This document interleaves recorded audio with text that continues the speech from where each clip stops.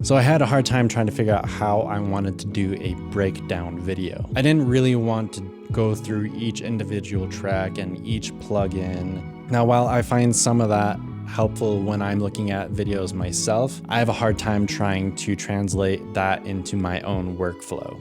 Mostly because I don't know how that producer came up with that idea or how they got to that point to begin with. So just a heads up, this is by no means a comprehensive breakdown of this track, but more really just a video on my workflow as it pertains to producing. So I thought it might be a little bit more useful for me to show you my approach when it comes to producing. And here's some of those things that I've noticed in my own workflow.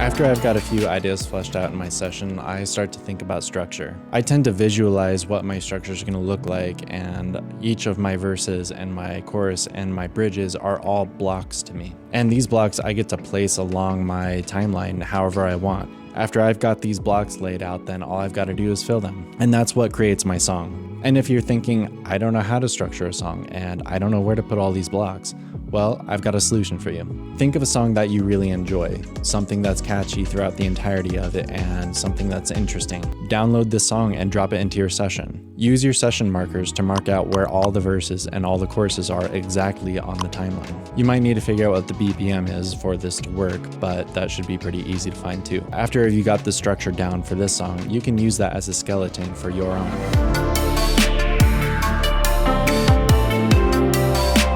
After you've got your structure built, you're gonna have to figure out how to fill these parts. And where I like to start is a chord progression. In my song Echoes, I've got 5 chord progressions that I'm using, all in the key of D minor. One of my favorite chord progressions I used is in my verse.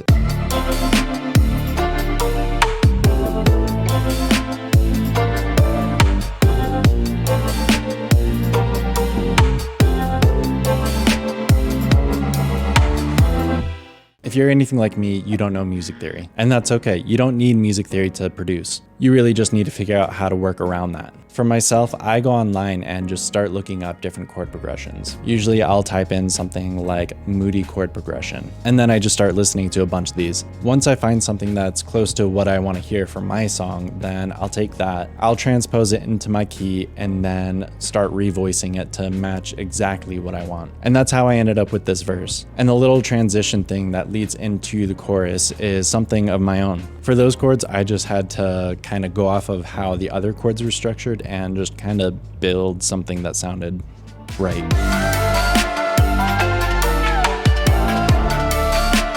Something you're going to see in a lot of my sessions is a channel called Master Bus. This Master Bus track has all of my other tracks feeding into it, which then get processed with a couple of EQs, a compressor, a tape emulator, and a limiter.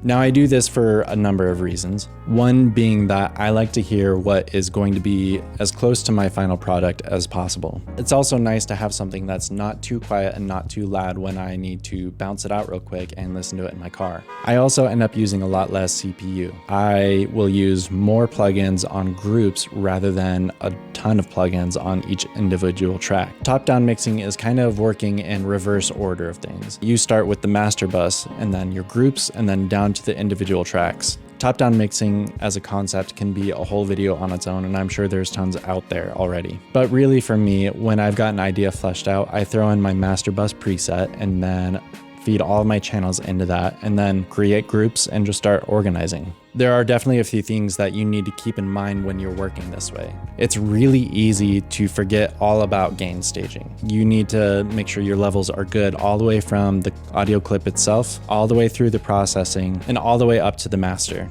Now, this is really important for those of you who are sending off stems to other people to work with. If you don't do this and you're not gain staging properly, because what you're hearing is coming through your master bus and can deceive you and trick you into thinking all of my tracks are good. When you export these stems, they're not being processed through your master bus. For the most part, they're being exported post fader on each individual track. So that means they're not being fed through the master bus at all. If you're working this way, you need to be doubly sure that all of your gain staging has been done correctly. Another thing you need to keep in mind is you're gonna have to disable some of these plugins on your master bus when you export to do an actual master. Things like a tape emulator and a limiter you absolutely need to take off. But when it comes to most of my EQ, I leave those on because I'm gonna be doing that stuff anyway in my master bus. I might as well just save the time. So I'm never gonna say that this is the correct way of doing anything at all. It's just something that